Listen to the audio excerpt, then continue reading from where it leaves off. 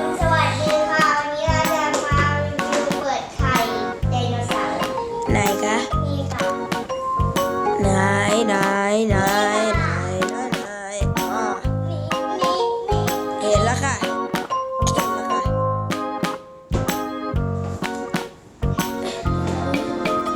สุดโรบุนโอดีวันนี้เราอยู่ EP เท่าไหร่ไม่รู้อะไรเนี่ยบอกด้วยว่า EP เท่าไหร่เพราะลืมอะไร แต่เราอยู่กันในช่วงรีวิว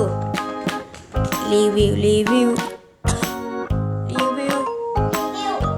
แล้วไหนจะมา เราจะมารีวิวระบายสี ไหนเอาให้กล้องดูดิคะยังไม่เห็นค่ะเห็นแล้วค่ะแล้วตอนนี้เราจะระบายกันนะคะ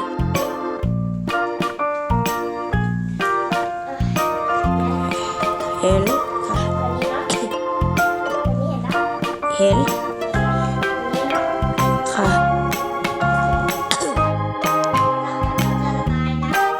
ค่ะ ไข่หนึ่งอัน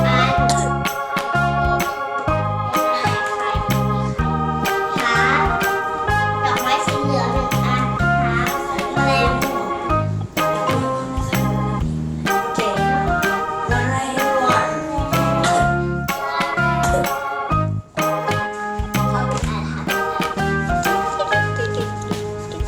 เจอแล้วเช็คนะคะนี่เขาบอกว่าสองนี่มาที่สองจะอยู่ที่ไหนเนาะอยู่นี่หรือเปล่า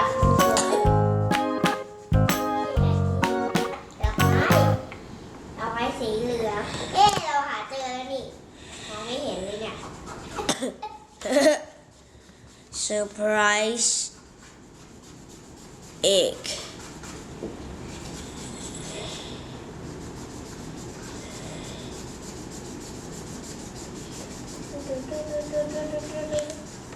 จะทำนาทีแล้วนะ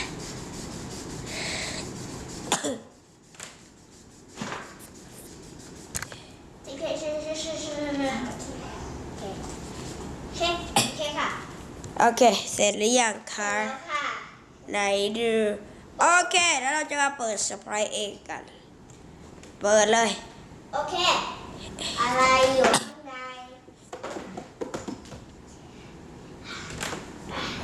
เฮ้ยทำมาตั้งแต่กลางวันเพโดแข็งเนี่ยโดที่ใช้ทำขอบอกก่อนเลยนะคะมันไม่มีวิดีโอที่ถ่ายทำไข่ขอบอกก่อน มีอะไรบ้างอะ surprise egg เรามีอะไรอยู่ข้างในนี่คือทุกอย่างที่เรามี ชอบกิน แล้วก็มีด้วย M&M ช็อกโกแลต M&M โอเควันนี้บายบาย ตอนนี้อันนี้คือชื่อ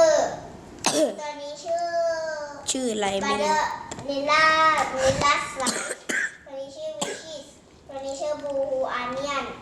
แล้วก็มียางลบจิ๋ว โอเค วันนี้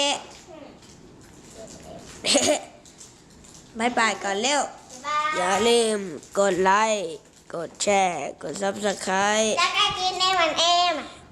อร่อยไหมนะ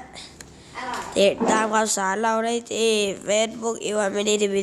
Instagram อีวานมินิทีวีนะครับผมบายบายบายบายบายบายบายบายบายบายบายบาย